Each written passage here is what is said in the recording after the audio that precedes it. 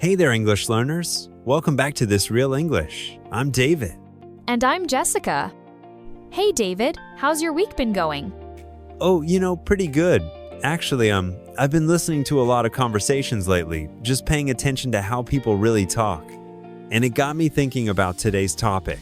What about you, Jess? Well, I was at the supermarket yesterday and I heard this tourist asking for directions to the dairy section, and they were using such formal language. Like, they said, "I would be grateful if you could provide me with directions to where the milk is located." Oh no, that's so. It's grammatically correct, but it sounds like they're writing a business email, not asking where the milk is. Exactly. The poor guy just stood there for a second like, "What? Ah." Yeah, that happens all the time. Actually, that's kind of perfect because, well, it ties right into what we're covering today. Yes. So today we're talking about those phrases that native speakers use constantly, but they never really teach you in textbooks. Exactly. Like the real stuff people actually say. We've got 20 of the most common English phrases that you'll hear everywhere. Exactly. These are the real deal. The stuff native speakers use every single day without even thinking about it. Right. So whether you're ordering some food, chatting with colleagues, or just trying to sound more natural in conversations, these phrases are going to be your best friends.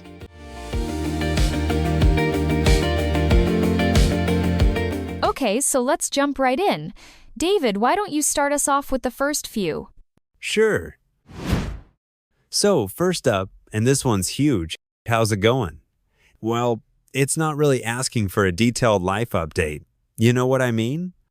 Oh yeah, it's just a friendly greeting. Like when someone says, "How's it going?" they usually expect something simple like, "Good, thanks." Or, "Not bad, how about you?" Perfect example, Jess. Let me give you a quick dialogue here. Imagine I'm running into you at the grocery store. Hey Jessica, how's it going? Oh, hey David. Not bad, thanks. How about you? Yeah, pretty good. Just grabbing some milk. See how natural that sounds? It's not formal at all. The thing is, if you answered with your whole life story, it would be really awkward. Right. Okay, next up. What's up? This is even more casual than, how's it going? It's basically the same meaning, but super relaxed. Yes, and you can answer with "not much" or "just chilling" or even just "hey." Sometimes people just use "what's up" as a way to say hello. Now, let's move to something you'll hear constantly. I'm good. This is the standard response to, how are you? But here's the thing. Grammatically, it should be, I'm well, but nobody, and I mean nobody, says that in casual conversation. Yeah, if you say, "I'm well," you'll sound like you're reading from a grammar book. "I'm good" is what real people say. Totally. Okay, here's another big one. No problem. This is so versatile, right? You can use it when someone thanks you, when someone apologizes, or when someone asks for a favor. Absolutely. Like, if someone says, "Thanks for helping me," you can say, "No problem." If they say, "Sorry I'm late," you can say, "No problem." It's like the Swiss Army knife of English phrases. Ha! I love that analogy. Now, let's talk about I mean. This one's interesting because, well, people use it to clarify or elaborate on what they just said. Oh, exactly. Like, the movie was okay. It wasn't terrible, but it wasn't great either. You're kind of expanding on your thought, Perfect. And speaking of clarifying, you know what I mean? This is huge. Native speakers use this constantly to check if the listener understands. Yes. And the thing is, you don't always have to answer it literally. Usually people just nod or say, "Yeah," or "totally." Right. Okay, let's keep going. That's awesome. Or, that's great. These are your go-to responses when someone shares good news. And they sound much more enthusiastic than just saying good. Like if someone says, I got the job, you don't want to just say good. You want to say, that's awesome or that's fantastic. Exactly. Now, here's one that might surprise learners. I'm sorry. We don't just use this for apologies. We use it when we didn't hear something clearly. Oh, great point.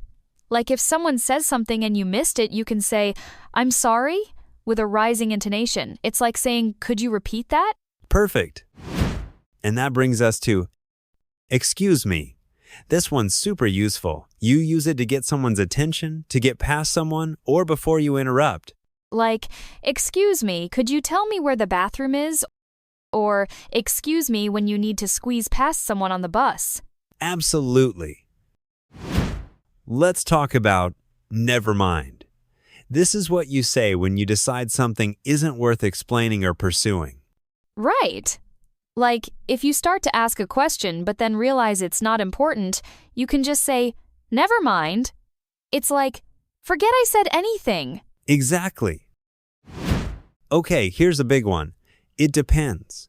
This is perfect when you can't give a simple yes or no answer because the situation is more complex. Oh, this one's so useful. Like, is the weather nice there? Well, it depends on the season. You're acknowledging that there isn't one simple answer. Perfect example. Now, let's talk about fair enough. This is a really natural way to acknowledge someone's point, even if you don't completely agree. Yes. It's like saying, I understand your perspective, or that's a valid point. It's not argumentative at all. It's actually quite diplomatic. Great way to put it. Here's one that's everywhere. For sure. This is just a more emphatic way of saying yes or definitely. Totally. Instead of just saying, yes, I'll be there, you can say, for sure, I'll be there. It sounds more confident and enthusiastic. Right. And speaking of agreement, I know, right? This is what you say when someone expresses an opinion that you totally agree with.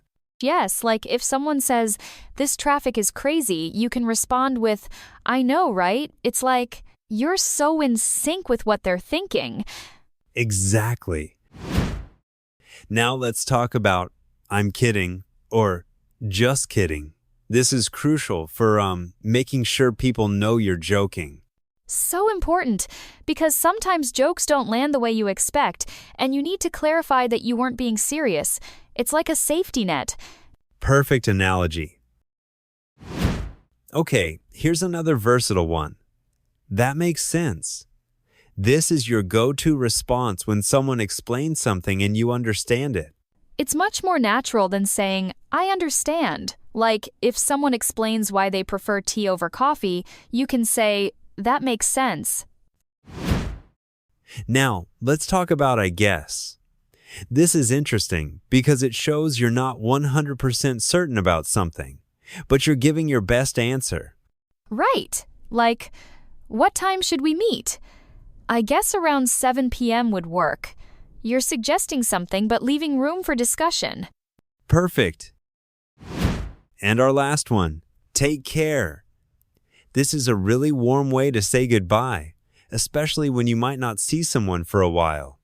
Oh, I love this one. It's more personal than just goodbye. It's like saying, I hope you'll be well until we meet again.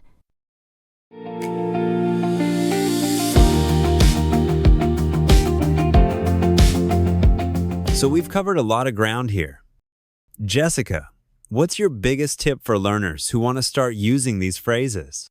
Well, don't try to use all 20 at once. Pick, maybe 3 or 4 that feel most useful for your daily situations and practice those first. Absolutely. And here's what I'd add. Listen for these phrases in movies, television shows, podcasts like ours. You'll start noticing them everywhere once you know what to listen for. Great point. And you know what? Don't worry about using them perfectly at first. Native speakers are usually really understanding when they can tell someone's making an effort to sound natural. Exactly. The key is, It's about sounding conversational, not perfect. These phrases will help you connect with people on a more natural level. And remember, guys, context is everything. The same phrase can mean different things in different situations, so pay attention to when and how native speakers use them. Such good advice. And honestly, the more you use these, the more automatic they'll become. You'll find yourself reaching for them without even thinking about it.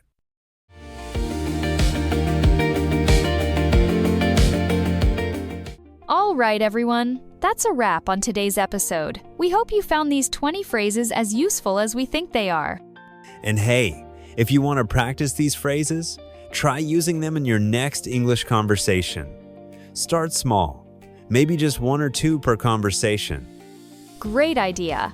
And don't forget to subscribe to This Real English if you haven't already.